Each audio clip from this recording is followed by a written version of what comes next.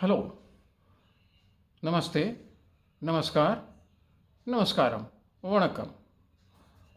जियो politics channel पर जियो politics today and tomorrow, मैं अजय कुमार झा। आज का जो मेरा टॉपिक है बहुत ही इम्पोर्टेंट है। इसे अवश्य देखेंगे, पूरा का पूरा सुनेंगे, आपके ही काम का निकल आएगा। मोटी बात करूँगा लेकिन पक्की बात करूँगा, और वह यह है कि सुपर पावर बनने की रेस में भारत सिर्फ 10 साल पीछे है। यह मेरा मानना है, मेरा एनालिसिस है। वैसे मोदी जी ने तो सुपर पावर की तो बात नहीं की है, परंतु एक डेवलप्ड स्टेट की बात की है, डेवलप्ड कंट्री की बात की है। वह भी उन्होंने टारगेट रखा है 247 का। पर मैं मानता हूँ कि डेवलप्ड स्टेट की बात मैं उलट रहा हूँ। इसे डेवलप्ड स्टेट तो बनेगा या नहीं बनेगा अगले 10 साल के अंदर, परंतु सुपर पावर तो हिंदुस्तान का बनना तय है अगले 10 साल के अंदर, मोदी जी के शासनकाल के रहते रहते। ये मेरा मानना है। अब मैं कैसे इस बात को कहना चाहता हूँ, यह तो मैं अभी एक्सप्लेन करूँगा ब्रीफ में ही, जितना, चूँकि ज़्यादा समय तो होता नहीं मेरे पास। तो वैसे मैं, आप आगे सुने, लेकिन सुनेंगे ज़रूर, क्योंकि नुकसान फिर आप ही का होगा। मेरे एनालिसिस से आप वंचित रह जाएंगे। जी हाँ।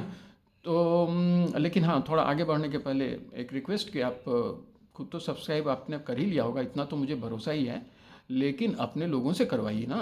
अपना फैमिली बढ़ाइए, हम लोगों का जमात बढ़े, हम लोग इंटरेक्शन कर पाए। तो चलिए, बातें क्या करना है उस पर आगे बढ़ते हैं। भारत अगले 10 साल में, मेरा मानना है कि दुनिया का तीसरा तो ऑलरेडी है। अमेरिका, रूस और चीन के बाद तो है, लेकिन अब इन्हीं में से एक चौथा सुपर पावर भारत ही बनने वाला है। अब ये अलग बात है कि चौथा माना जाएगा तब 10 साल के अंदर, या तीसरा माना जाएगा। और दूसरा बनने में हो सकता है 5-7 साल और लग जाए। दुनिया का सेकेंड मोस्ट पावरफुल कंट्री अगले 20 साल के अंदर तो नहीं, मैं तो मानता हूं कि 15 साल के अंदर हो जाएगा, लेकिन एक सुपर पावर अगले 10 साल के अंदर भारत होने वाला है। कई वजह हैं इसके। सबसे बड़ी बात जो हमारी इकोनॉमी की है, चलिए 2 बातों से मैं शुरू करता हूं। पहली बात कि मिलिट्री माइट, बिल्कुल मिलिट्री माइट के बगैर कुछ नहीं होगा। जैसे रसा की बात हम करें अगर, तो रसा का मिलिट्री माइट ही उसे दुनिया का सुपर पावर बनाता है अमेरिका के बाद, इकोनॉमिक माइट नहीं। वो वैसे हाँ, उसके पास रिसोर्सेस इतने हैं एनर्जी में या किसी भी क्षेत्र में, एग्रीकल्चर सेक्टर में, अलग अलग सेक्टर में उसके पास रिसोर्सेज बहुत हैं। लेकिन अगर आप प्रोडक्शन हाउस की बात करें, टेक्नोलॉजी, वैसे टेक्नोलॉजी में भी वो बहुत आगे है। डिफेंस टेक्नोलॉजी में तो उसका शान ही नहीं है, कई मामले में वो अमेरिका से आगे है। लेकिन ओवरऑल अगर आप देखिए तो इकोनॉमिक पावर की जहाँ तक बात हो, इकोनॉमिक माइट की बात हो, तो अभी उसका नंबर भारत से भी पीछे है।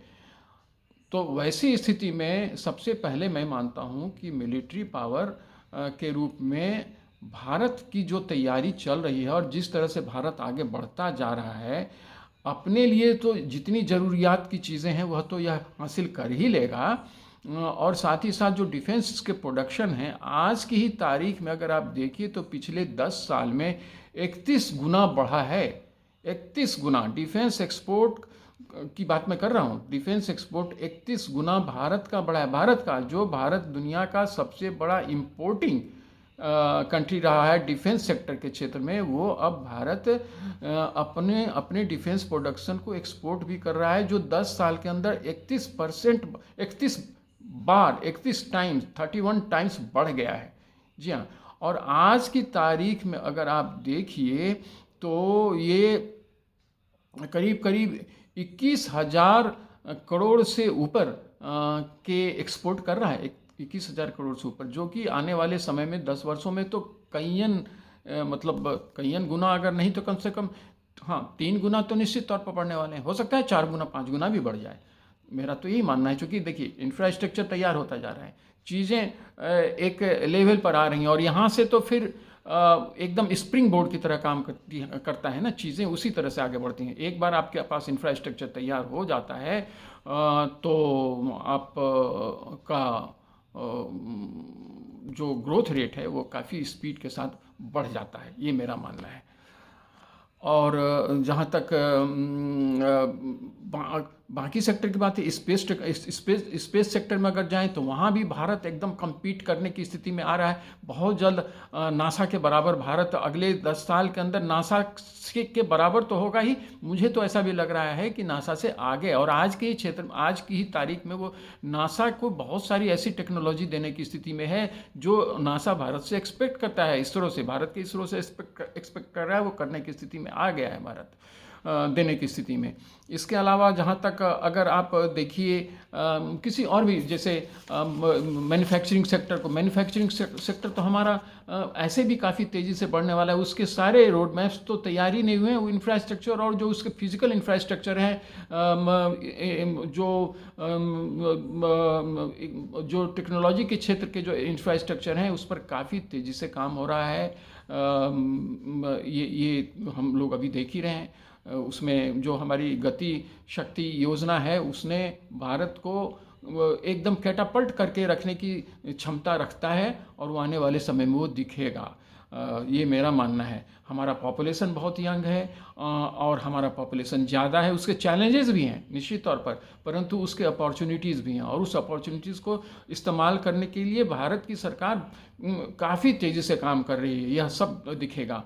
जो इंफ्रास्ट्रक्चर की मैंने बात की, वही हमारे इकोनॉमी की स्पीड भी देता है और देगा, और यही वह है, जितने भी डेवलप कंट्री हैं वहाँ की अगर टेक्नोलॉजी, वहाँ की इकोनॉमी में स्पीड आई है तो सिर्फ अपने इंफ्रास्ट्रक्चर के बदौलत ही, और भारत इंफ्रास्ट्रक्चर के क्षेत्र में काफ़ी कमज़ोर रहा था, उसे पिछले 10 साल में जिस तेज़ी के साथ बढ़ाया गया है, चाहे वो कोई भी इंफ्रास्ट्रक्चर हो, फिजिकल इंफ्रास्ट्रक्चर हो या जो ये ई इंफ्रास्ट्रक्चर हो, उस क्षेत्र की बात आप करें, या फाइनेंशियल इंफ्रास्ट्रक्चर हो उसकी बात करें, बैंकों की बात करें, हर जगह भारत एक साथ इकट्ठे जितने काम कर रहा है, या फिर गरीब लोगों की गरीबी को उठाने की बात करें, उस सेक्टर में अगर भारत की बात करें तो वो भी जितनी तेज़ी के साथ बढ़ रहा है, और उसके बाद वो जिस तरह से छलांग लगाएंगे, मेन इकोनॉमी में अपनी भागीदारी अदा करेंगे, वो भारत की इकोनॉमी को एक ज़बरदस्त बूस्ट देने वाला है, ये मेरा मानना है। नए नए स्टार्टअप्स आ रहे हैं, और उसमें कई स्टार्टअप्स जो हैं जो कॉरपोरेट सेक्टर में तब्दील होने वाले हैं आने वाले समय में, यह भी बिल्कुल साफ दिख रहा है। इसके अलावा भारत उन सभी जो डिप्लोमेसी का जो एरिया है वहाँ भी भारत बेहिसाब अपनी ताकत बढ़ा रहा है, क्योंकि डिप्लोमेसी भी देश की ताकत की पहचान होती है, और उसी की बदौलत हमारे पासपोर्ट का की जो छलांग है वो बढ़ती जा रही है, वो आगे की ओर भारत के पासपोर्ट को बढ़ाती जा रही है। तो और उसमें आप लोग देख ही रहे होंगे कि प्रधानमंत्री मोदी के जो रिस्पेक्ट उन्होंने दुनिया की कमिटी में हासिल किया है, डिग्निटरीज़ में, जो ग्लोबल डिग्निटरीज़ के जो एक लंबा कारवां है, उसमें जिस तरह से उन्हें रिस्पेक्ट मिलता है, और उसमें ये जयशंकर जी की जो भूमिका होती है उसने तो बिल्कुल 4 चांद लगा कर रख दिया है। इसके पहले भी जब मोदी जी आए थे तो तभी से हम देख रहे हैं कि भारत इंटरनेशनल कम्युनिटी में एक अपनी पहचान बनाने की कवायद में बढ़ चुका था, और उसमें काफ़ी सफलता भी मिली है। और आज की तारीख में जब भारत एक ऐसा पोजीशन, एक ऐसा उसे जोग्राफिकल लोकेशन हासिल है, और उसको जिस तरह से भारत की बढ़ती ताकत से उसको एडवांटेज मिलेगा उस लोकेशन का, इसका तो कोई हिसाब ही नहीं है। और यही कारण होगा कि न भारत को चाइना छोड़ना चाहेगा हर हालत में, जो कुछ भी हो, उसके जो भी हमसे ग्रीवांसेस हों और हमारे उनके साथ हों, लेकिन हमारे संबंध उसके साथ एक कंपल्सिव फ्रेंडशिप की होगी, ये देखेंगे आप, ये मेरी भविष्यवाणी है। और हमें रसा भी नहीं छोड़ पाएगा, हम भी उसे नहीं छोड़ेंगे, और न ही हमें अमेरिका छोड़ पाएगा, नहीं यूरोप छोड़ पाएगा, नहीं वेस्टर्न कंट्री छोड़ पाएंगे, और न ही एशिया की बड़ी ताकतें हमें छोड़ पाएंगी, ना हम उन्हें छोड़ पाएंगे। हम सबों में सबसे अव्वल होंगे। ग्लोबल साउथ के तो हम लीडर बन ही चुके हैं, आने वाले समय में हम ग्लोबल लीडर के तौर पर 10 साल के अंदर अगर नहीं उभरे तो आप बताएंगे। मेरा तो यही मानना है और ये मेरे अपने एनालिसिस कह रहे हैं, क्योंकि जहाँ तक हम आए हैं उससे आगे की जो राह है वो आसान होने वाली है, वह कठिन नहीं होने वाली है बल्कि आसान होने वाली है, और कई गुना हम एक साथ छलांग लगा के आगे बढ़ेंगे। तो और इसकी वजह से जियोपॉलिटिक्स में हम भारत एक सुपर पावर के रूप में इमर्ज करके उठेगा अगले 10 साल के पूरा होते होते। उसकी संभावनाएं अभी से ही दिख रही हैं, और उसमें हमारा जो सैटेलाइट्स है वो भी मारक क्षमता वाला मिसाइल्स है, वो भी बहुत बड़ी भूमिका अदा कर रहा है और करने वाला है।